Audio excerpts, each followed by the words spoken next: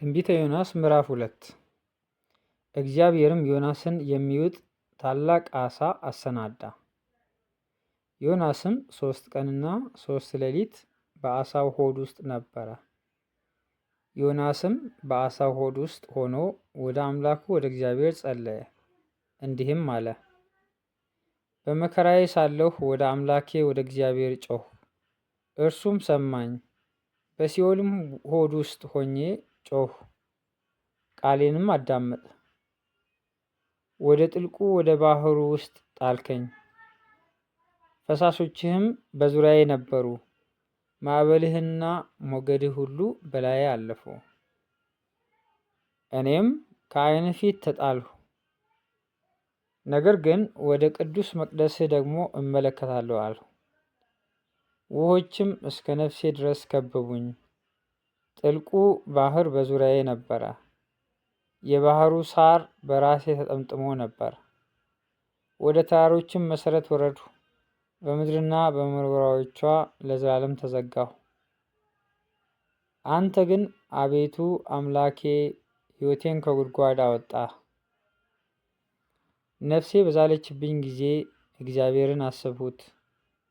ጸሎቴም ወደ አንተ ወደ ቅዱስ መቅደስህ ገባች። ከንቱነትንና ሐሰትን የሚጠብቁ ምሕረታቸውን ትተዋል።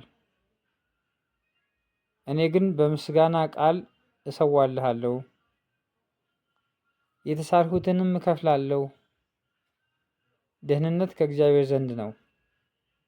እግዚአብሔር ዓሣውን አዘዘው፣ እርሱም ዮናስን በየብስ ላይ ተፋው።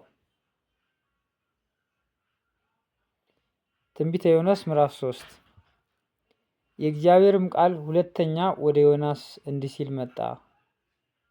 ተነስተህ ወደዚያች ወደ ታላቂቱ ከተማ ወደ ነነዌ ሂድ፣ የምነግርህንም ስብከት ስበክላት አለው።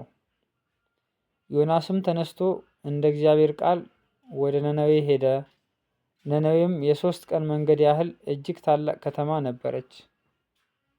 ዮናስም የ1 ቀን መንገድ ያህል ወደ ከተማይቱ ውስጥ ሊገባ ጀመረ። ጮኾም በ3 ቀን ውስጥ ነነዌ ትገለበጣለች አለ።